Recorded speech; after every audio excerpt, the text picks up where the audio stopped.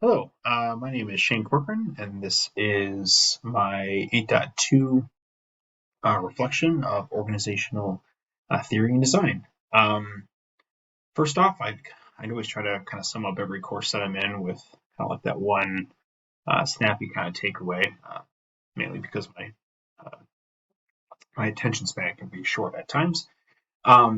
But what I've taken away kind of at the very highest level is, organizations really need to maintain agility and fluidity really at all levels of the organization in terms of, how they're structured and how they, disseminate authority and, power. Um, but you really have to have the support of the people to effectively, uh, enact this change. So the idea is great. Um, but it really does take good people um, and supporting of those people to really make it happen. So this class is definitely a crash course in organizational design and some of the theory behind why it's important and the value that certain designs can have at various stages of an organization. I came into this class with a preconceived understanding that a large, business organizations are run in a particular and, kind of a static manner with a lot of different layers of hierarchy and approval gates, and that was sort of kind of how things were supposed to be done. And we kind of continued to go. I never really expected that, and I've been working for about 10 years now, so when I first started, I started in a big transition away from a more kind of archaic top down structure into something a little bit more what we're talking about, but not really. But I was still able to kind of see that uh, even with that change, that I don't know that everybody can still be wrong, right? That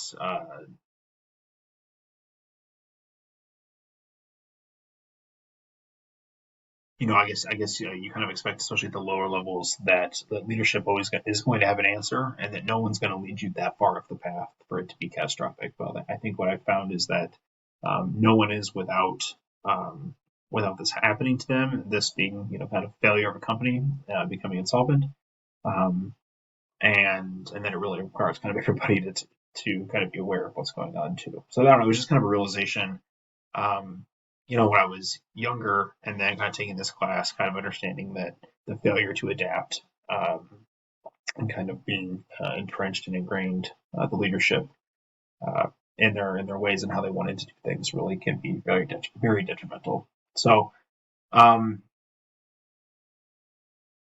I learned, of course, quite a lot in this class. The different life cycles of the organization I thought were very interesting because they just seem so very predictable, right? Like when you read over them, you're like, yeah, I can definitely see a lot of companies that have gone through that, and yeah, you just sort of realize that there's trends in it and that there is a common theme of the different various stages, and I found that just really kind of very fascinating, really useful, especially to help diagnose different problems with your organization depending on the different stage that it's at. I really found the models from Lippitt and Schmidt to be super helpful. I liked, again, I'm kind of a stage person and process guy, so for me to be able to kind of pinpoint within sort of a grid what some things that I need to look at and for my org, and some things that I could probably do with it was really super helpful, and I really liked using those models. And I'll probably use them in the future, of course. Um, so I also realized that organizational effectiveness is really about leadership using structure to the advantage of the organization, and it's done sort of by the structure as well as the people that are kind of involved in it. And I just um, again, it kind of goes back to this static way of thinking, right? And uh, effectiveness definitely kind of varies for these companies, but um, understanding that potentially changing that structure can help can also help an organization become more effective was something I learned. Um, So another thing was the importance of leadership, not just in sort of setting a direction, but understanding the business needs and the resources, and be able to kind of correctly change that direction and that structure to meet these changing needs.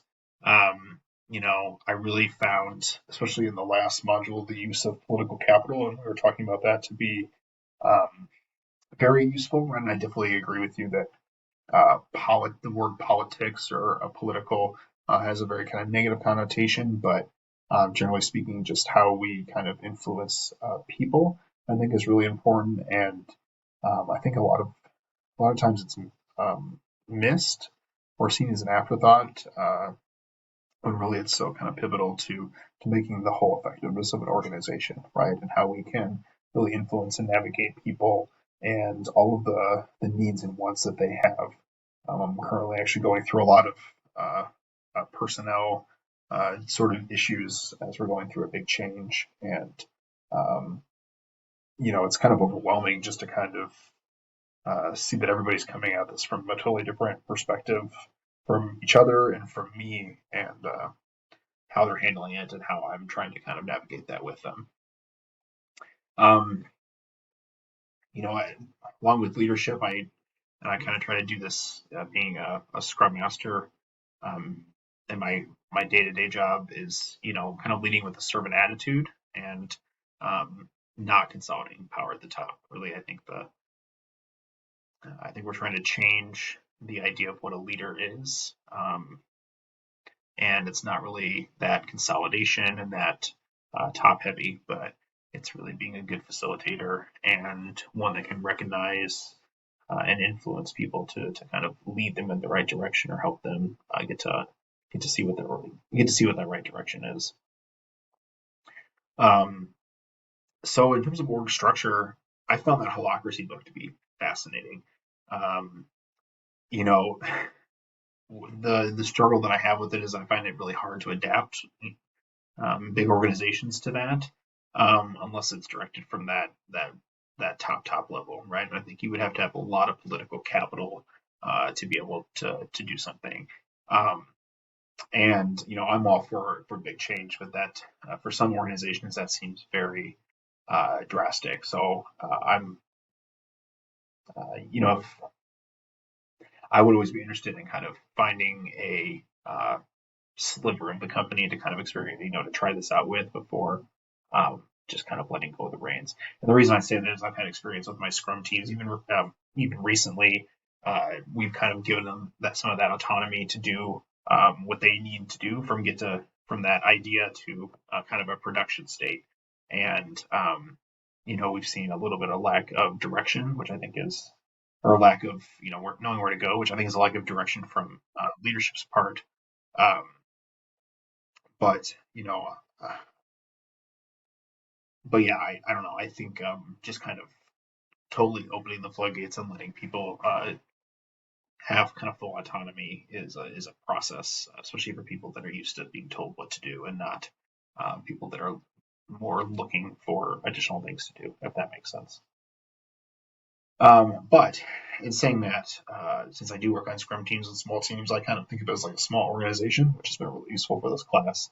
And I would like at some point to kind of adopt certain aspects of this. I think it would help, especially with some interpersonal things and some of the ego, not like lowercase e, uh, that people bring to the table. And um, yeah, I don't know. All in all, just found it really, really a great read. Courtney Sardania in our class is actually my boss, and so having her and I be able to kind of bounce how we could implement some type of holacracy in our department or within a sliver of the organization has just been kind of fun to talk about. So what I found surprising is that adaptability is needed at the operational and product development level, but it's also needed at the org level. Again, being a Scrum Master, I'm very much like creating projects in an agile way. But a lot of times I work within a very top-down hierarchical organization still, and so I think this class really opened my eyes that the organization itself needs to be able to adapt and kind of change as it needs to as well, and it's not just kind of these lower level implementation teams that need to do that. And I've started realizing with just this degree in general that like the people in the organization are so much more vital than people give credit for, right? And they're the competitive advantage. Um, they really make or break a company via the culture and the attitude and everything that they bring to the table or don't bring to the table. And I think the need to really kind of encourage people and engage with them and help build them to be, better and better is really something I've taken from this course and this degree. So, what I expected, organizations continue to fall into the same traps. Um, I I don't know why. I don't know if I don't really think it's just change is hard and difficult, and so a lot of times it's just easier to fall back into um, that old way of doing things. Although I think we're seeing more and more that that's not going to cut it.